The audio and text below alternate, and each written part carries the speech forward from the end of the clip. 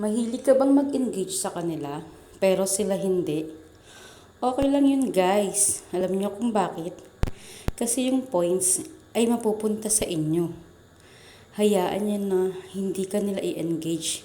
Kasi sila naman ang mamumula yung dashboard. Pansinin niyo guys, every time kayong mag-engage, like yung total package na, 3 points ang madadagdag sa inyong engagement.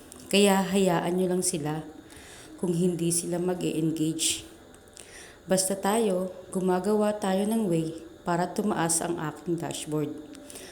Continue at in-enjoy nyo lang po natin ang pag-upload ng mga videos. Kaya guys, huwag kayong magalit o magtatampo kung ayaw nilang mag-engage sa mga videos mo. May mga tao talagang ganyan. Ayaw nila tayo umangat. Alam naman natin dito sa Reels ay tulungan tayo lahat. Give and take po, kumbaga.